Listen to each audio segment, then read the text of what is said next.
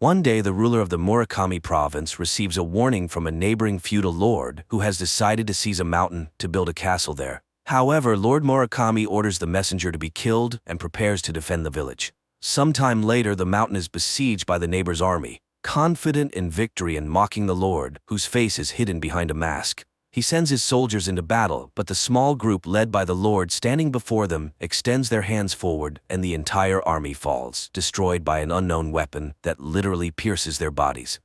Present day. At a university, a group of students studying paranormal abilities gathers. One of them, Yoji Minami Maru, nicknamed Nanmaru, possesses a small supernatural power, the ability to create tiny holes in everything, which he demonstrates on a stack of paper. The young people are impressed by his skill, but Nanmaru himself doesn't consider it useful since he can't even find a job. Just then he receives a summons from Professor Murakami and heads to the Department of History and Folklore, where he meets lecturer Emi, who is worried about the professor's absence. Murakami had gone on a research trip and disappeared. The woman is surprised by the boy's last name and asks about his family, but he can't recall anything of interest. Meanwhile, in the town of Marukawa, located on Mount Murakami, a girl named Sachiko wakes up from a nightmare. Her grandmother brings her milk and tries to calm her down.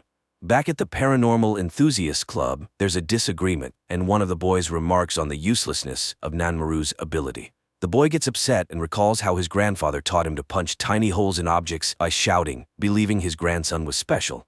At this moment, he is found by student Emi, Tagai. The thing is, Emi, while researching his genealogy, discovered a common ancestor in the boy's family and the professor's. She asked Nanmaru to help search for him, as the last case Murakami studied was the murder of their ancestor. The boy's parents can't help since their family moved away from there a long time ago. In the morning, they show him a model of the village made by Tagai, and Emi tells an ancient legend in which Nanmaru's ancestor betrayed Lord Murakami, leading to his death in battle. However, the professor found a written account that during the battle, all the enemies perished, with only one person on Murakami's side. And 10 days later, a festival took place on this spot, which would be very strange if the residents had betrayed and killed their lord.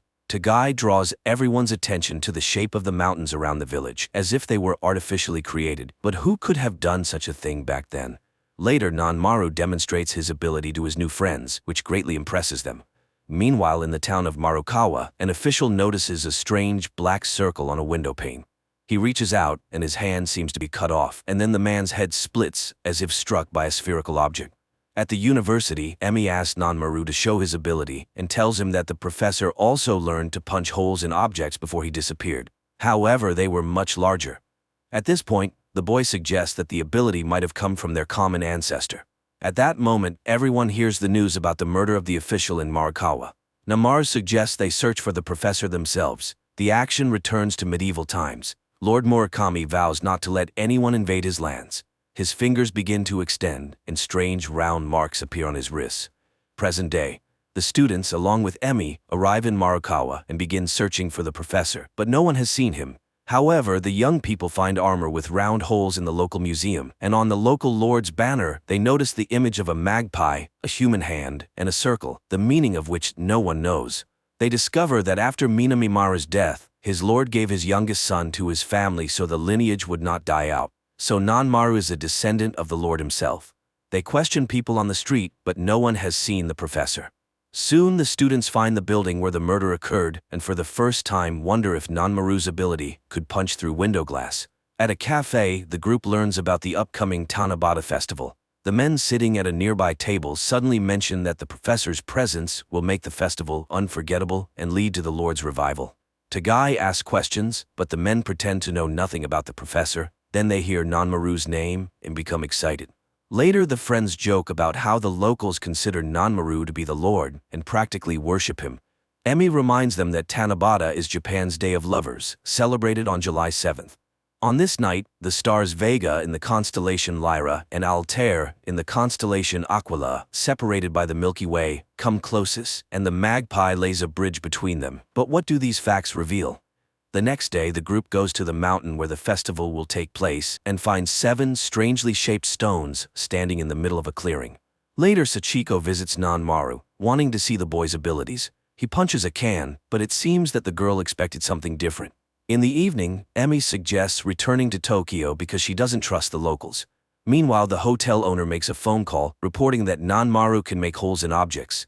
The next day, a young man whom Sachiko calls her brother and clearly fears enters her home, but the grandmother asks him to leave and never return. Nanmaru meanwhile goes to the cafe, and the owner reminds him that this village is his real home. The boy asks Sachiko to explain her comment about the man who can achieve, and she arranges to meet him. In the evening, the girl explains that in the town, two types of people with superpowers are born: achievers and window openers. There are only 5 of the former, including Nanmaru, but the latter are those worthy of becoming priests of Mount Murakami.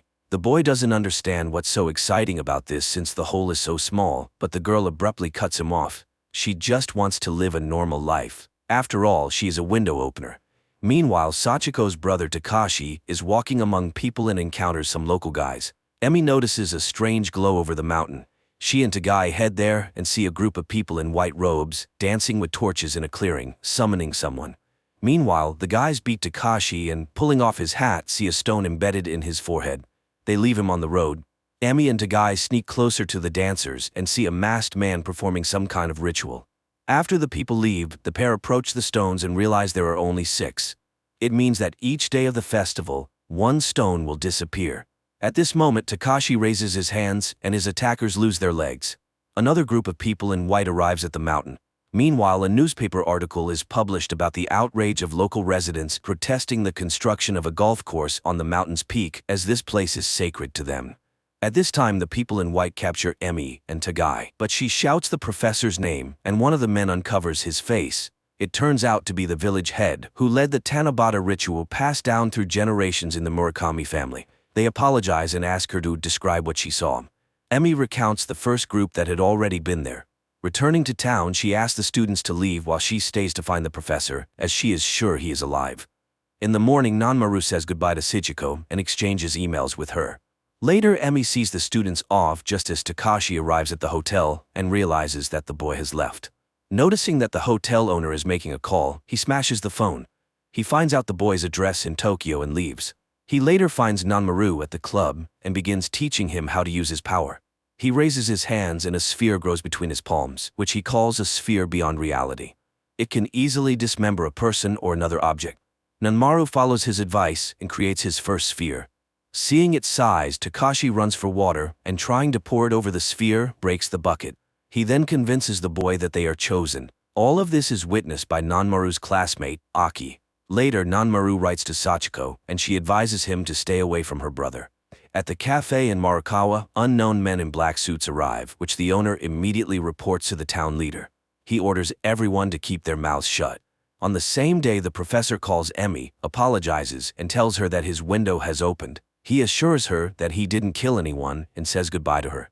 In Tokyo, a meeting takes place with a politician who wants to run for a higher office. While he is speaking to the assembled crowd, a man with a masked face enters the university building and places his long-fingered hands against the wall. Suddenly, a huge black sphere appears on stage, right in front of the politician. The man reaches out to it, and his body is immediately sliced in half. Meanwhile, Emi returns to Tokyo, and Nanmaru demonstrates his new abilities, which frightens his friends.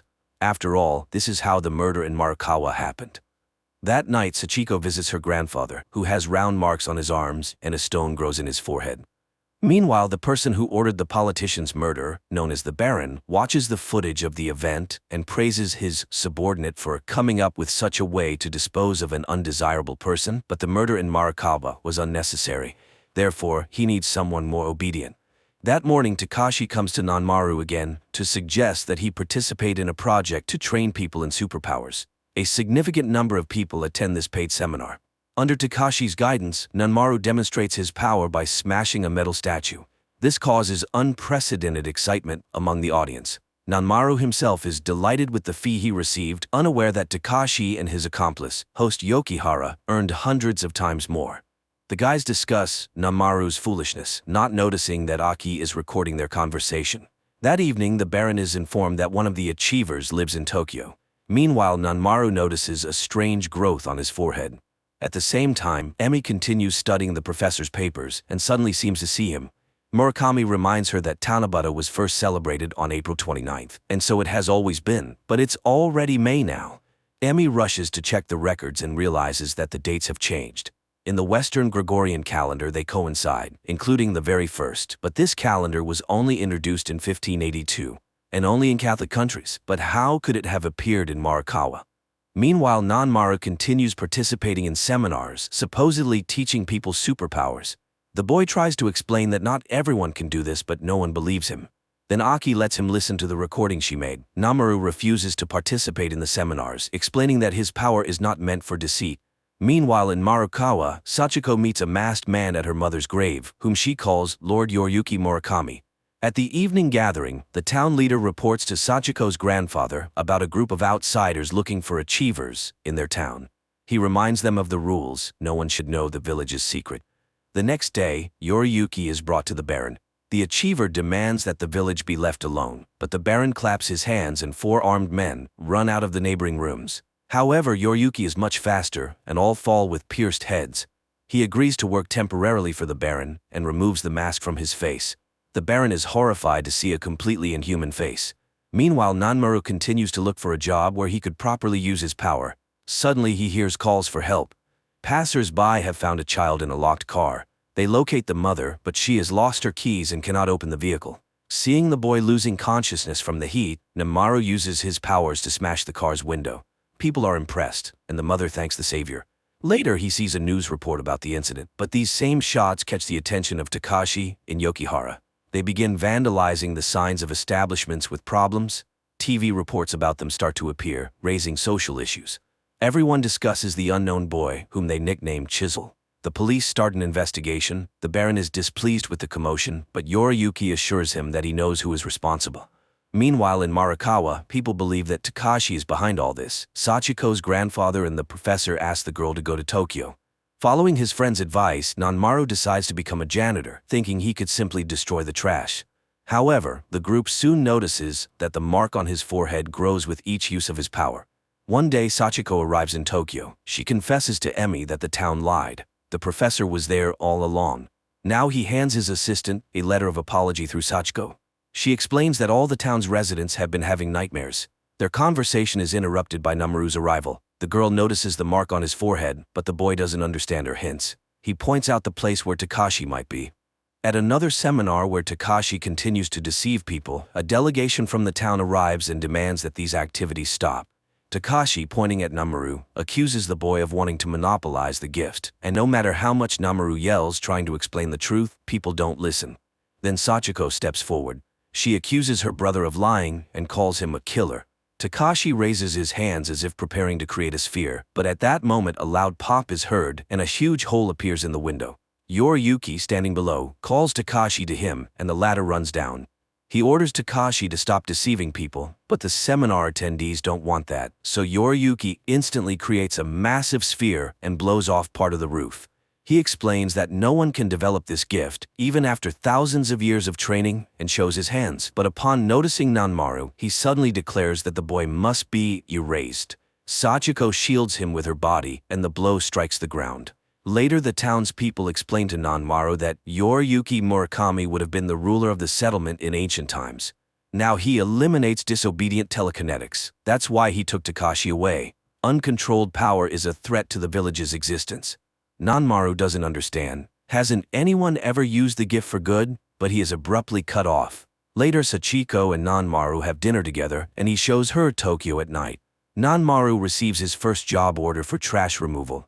That night, Sachiko asks for permission to stay with him. She explains that the village residents fear the dark side of the gift and shows Nanmaru her back, scarred and disfigured. The girl also shows him a family photo that includes Yoriyuki, who once looked like a normal person and loved her mother. However, according to village customs, the girl was married off to another. Her father couldn't accept that his children exhibited a weak power, constantly harassing his son and forcing him to train.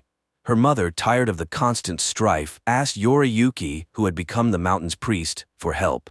He began training Takashi, who eventually created his first sphere. The boy started visiting the priest frequently, which didn't please his father.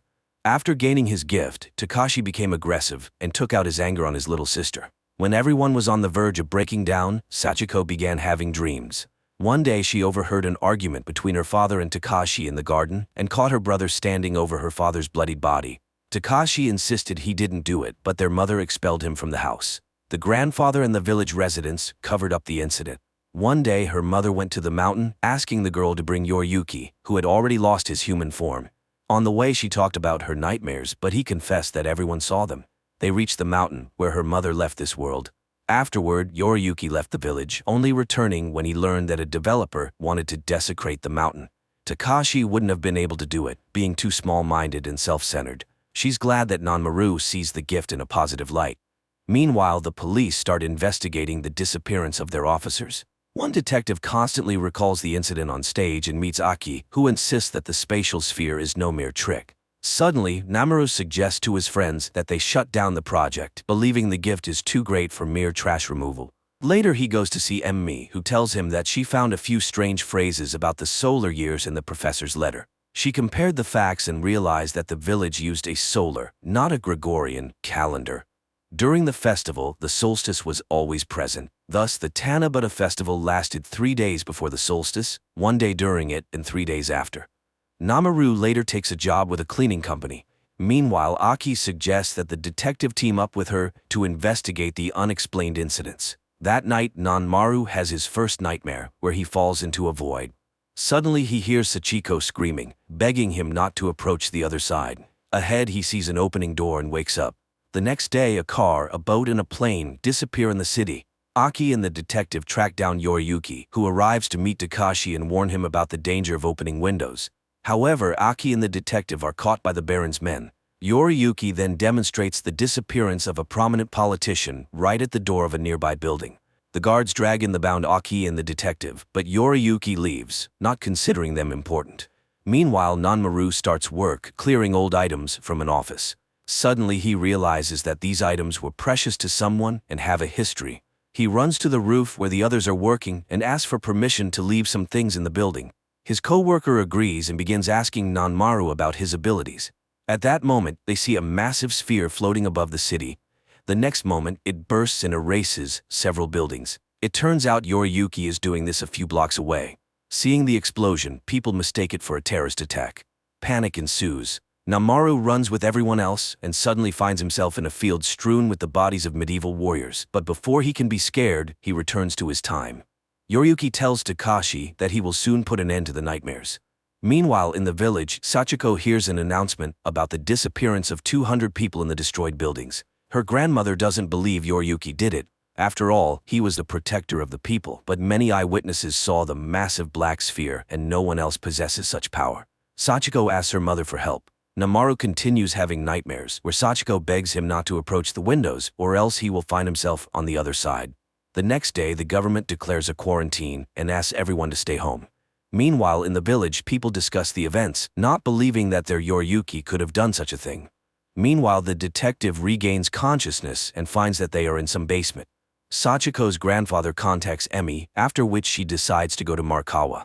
Nanmaru finds Takashi in his room. He accuses him of killing people, but Takashi explains that Yoriyuki wants to end the nightmares. He suddenly asks the boy to do him a favor and convey his apologies to Sachiko. Nanmaru admits that his sister doesn't consider him a killer, and that turns out to be the most important thing for him. At the same time, Yoriyuki decides to break off the deal with the Baron and informs his bodyguard. Before leaving, Takashi gives Nanmaru a piece of paper with the address and plan of the place where Aki and the detective are being held. He goes there and arrives just as one of the bodyguards forces the detective to shoot Aki. But then the Baron calls, ordering him to come immediately. Nanmaru distracts the remaining guard by creating a sphere and tries to free the captives. However, there is another guard who points a weapon at him. The detective tries to interfere and the gun falls, wounding the guard. The men struggle and Nanmaru creates a sphere, preparing to send it at the guard. But Aki screams, the boy comes to his senses and he breaks through the wall. He frees the captives and leads them out. Later, he notices that the stone in his forehead has grown and realizes that he almost killed someone recently. Meanwhile, Yoriyuki tells the Baron that he needs to experiment with the sphere's precision and flight range. After he leaves, the Baron realizes the danger of the monster and plans to go to the Prime Minister. But at that moment, the city center is engulfed by a giant sphere and a massive hole in the ground appears where the building stood. The next day, all channels broadcast news of the deaths of people in the newly formed craters. The government urges residents to stay home. However, Nanmaru goes to meet his friends, who are joined by Aki. Namaru recalls Yoriyuki's words about getting rid of the nightmare and promises to go all the way to find out what he meant. Gathering together, the group heads to Marikawa, where they are met by Sachiko and a delegation of locals. Namaru recounts Yoriyuki's words about the nightmares, but none of the locals hurry to explain. Emi then sternly urges them to avoid another incident with the loss of lives. She wants to know what the windows are, why the Tanabata festival is needed, and what the role of the mountain priest is. However, the villagers admit that they don't understand Yoriyuki's plan. Namaru loses his temper. He respects the town's customs, but the power of the mountain kills, and Yoriyuki is a killer. The town leader promises to introduce the group to the master, Sachiko's grandfather. He also plans to invite Professor Murakami to the meeting. In the morning, Yoriyuki and Takashi arrive at the master's estate. The maid greets the guests and rushes to warn the master of the unexpected visitors. The old man immediately accuses Yoriyuki of killing the official, but Yoriyuki reminds him that the man wanted to destroy the sacred mountain by turning it into a golf course. Yoriyuki has found answers to his questions and is ready to break the rules. The pair are about to leave, but suddenly the visitor stops. He senses armed men hiding in the yard and prepares to fight. The Baron's men open fire, but the bullets don't touch Yoriyuki. The maid rushes to her master. Meanwhile, Nanmaru's group walks along the road leading to the estate. Sachiko tells Nanmaru that the locals fear him. Deep down, they are vassals. The town leader thanks Tagai for the model of their area, saying the professor told him it helped solve the problem. At this time, in the master's house, Yoriyuki distributes the exits to attack the enemy from different sides. Meanwhile, soldiers burst into the master's bedroom and open fire. Yoriyuki tears them apart with a sphere. Namaru's friends hear the shots and run to the estate. The Baron's assistant brings in reserve troops and orders the estate to be surrounded. Yoriyuki and Takashi are caught in a circle. They stand back to back, grow spheres, and kill the soldiers. Yoriyuki creates a whole bunch of spheres. One of the soldiers, dying, shoots Takashi. When Nanmaru's group arrives at the estate, they find a pile of bodies. The old master, dying, orders them to stop Yoriyuki. Namaru and Sachiko step into the yard as the Baron's men leave the estate. Yoriyuki is leading the wounded Takashi along a forest path, but the boy is getting worse. Eventually, he falls and dies. Namaru and Sachiko also find the forest path and soon see Takashi's body. Sachiko takes her brother's death hard. Meanwhile, Emi finds a handprint on the door with long fingers, belonging, according to legend, to the monster Kasasagi. Later, the group returns to the town, where they are unexpectedly stopped by Sachiko's grandmother, who asks Nanmaru to go with her, as she received an order from the new master, Professor Murakami, to protect the boy. He ends up at Sachiko's house. In the evening, the young people meet on the veranda. Sachiko asks him to be careful and offers sweet sake, which helps with nightmares. She believes that the dead turn into stars in the sky. The distance between them is vast. No matter how much you scream, no one will hear you, and the loneliest thing is your own death when you are the only one stepping out of the window. The girl talks about her nightmares where she is searching for someone. Unexpectedly, she finds herself on a mountain where she feels the presence of someone beyond the Milky Way, and they extend a hand to her. Namaru grabs her hand and confesses that Takashi regretted his behavior. Sachiko, however, hopes that her brother did not go into the darkness alone. That night, Emi struggles to sleep, replaying everything that happened in her mind. The next day, despite the police's order to stay indoors, the men of Marikawa arrange a meeting, not noticing that Aki is recording their conversation, which he later shows to Emi. The friends discover that there are no news reports anywhere about the massacre in the town and decide to go to the meeting. Meanwhile, the police knock on Sachiko's grandmother's door, searching for Nanmaru, but the girl leads him out through the back door. However, Nanmaru is convinced that the police are looking for Yoriyuki. In the evening, the residents on their way to the meeting are stopped by the police. A confrontation ensues, which Emi and her students observe. Then the Baron's men arrive, also seeking to capture Yoriyuki, but the residents refuse to hand over their priest. The Baron's assistant fires a shot over their heads, claiming that Yoriyuki possesses a terrifying power that could destroy the planet. At this point, Nanmaru intervenes, suggesting they meet with Yoriyuki first to let him explain his actions. When people start shouting again, he creates a sphere. Nanmaru admits that he doesn't know why he has such abilities, but there can be no talk of betrayal by the town. Then Professor Murakami steps out from the crowd. Emi is horrified to see the enormous stone in his forehead and faints. Namaru is at a city council meeting. He asks them to agree that he will convince Yoriyuki to talk to the police and the Baron's men. Guards will wait for him on the mountain to persuade him to leave the town without harming its residents. Later, he informs his friends that the professor wants to meet with them in his laboratory. In the morning, the team goes to Murakami. They gather around the model, and the professor begins his explanation. The village festival was established and held for 7 days during Tanabata, the summer solstice. In Chinese history, from which this festival originated, it symbolized a magpie that bridged the Milky Way. It was also on the Lord's flag, but it turns out that magpies didn't exist in Japan at that time, so it must have been something similar. The professor asks Tagai to help him, smears his hand with ink, and asks him to make a handprint. He then shows Yoriyuki's handprint left at the master's estate and aligns them in a specific order. The group immediately recalls the Lord's emblem in the Morikawa Museum. It looks as though a long-fingered hand is passing a sphere to a human hand. The professor asks them to look at the model. Tagai immediately notices that the mountains seem artificial and that Tanabata takes place on the solstice days when a second sunset can be seen. Murakami simulates the sunset during the solstice, and the group is surprised to see 2 hands and a black sphere between them in the mountainous landscape. The professor marvels at the unknown master's creation, an enormous earth sculpture spanning several kilometers.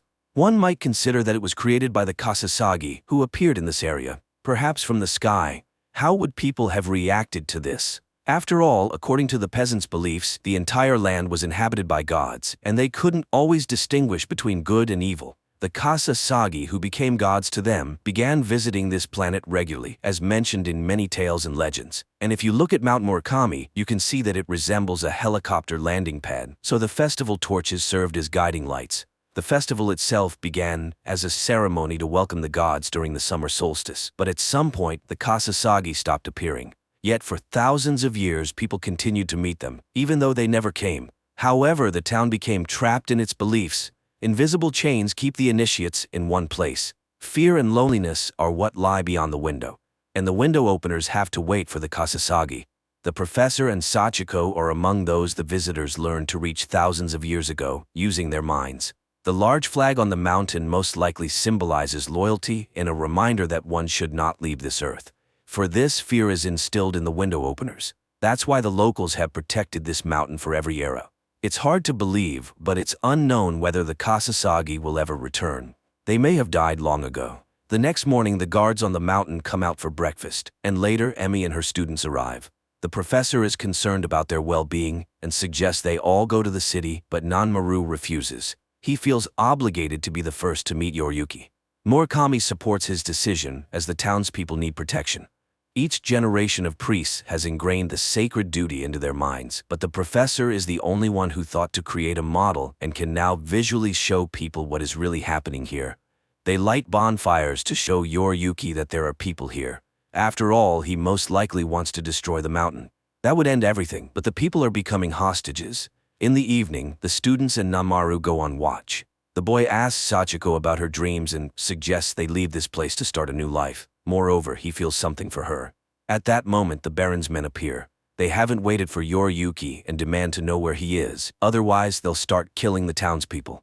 The professor is outraged and even creates a sphere, but then one of the Baron's soldiers shoots his comrades and removes his helmet, revealing himself to be Yoriyuki. Those who haven't seen his form before scream in fear. The Baron's assistant tries to shoot him and immediately dies from a sphere. Yoriyuki admits that he always imagined the black sphere as a trash chute. He simply pushed those who posed a threat to the village into it. But now, he doubts that. The ancestors, the Kasasagi, might have contacted their descendants many times, but most of them didn't develop the ability to leave with them unharmed. He believes that his ancestors were from other stars. They possessed knowledge and logic foreign to Earthlings. But what if it's not a window but a gate? And by entering the sphere, you can be transported to the ancestors' planet? That's why he changed his plans. At that moment, people see a huge black sphere above their heads. Yoriyuki announces that he intends to leave with the Kasasagi. Sachiko suddenly asks him to take her with him. The dark world is calling to her, and she wants to find peace. Nanmaru reminds her of her dreams. The girl reaches out, and through the darkness, she sees an inhuman hand beckoning her from another reality. But just as she is about to grasp it, Nanmaru grabs her wrist. Yoriyuki shakes his head. Nanmaru will never understand the feelings of the window openers. The boy agrees, but he doesn't like that the girl is ready to go into the afterlife without experiencing even a small part of this vast world. Here there is wisdom, mistakes, and attempts to start over.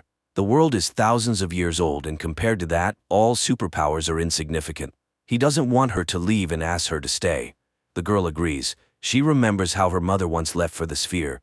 Yoriyuki also recalls that moment and promises to wait for her. The sphere begins to grow, and Nanmaru orders everyone to run.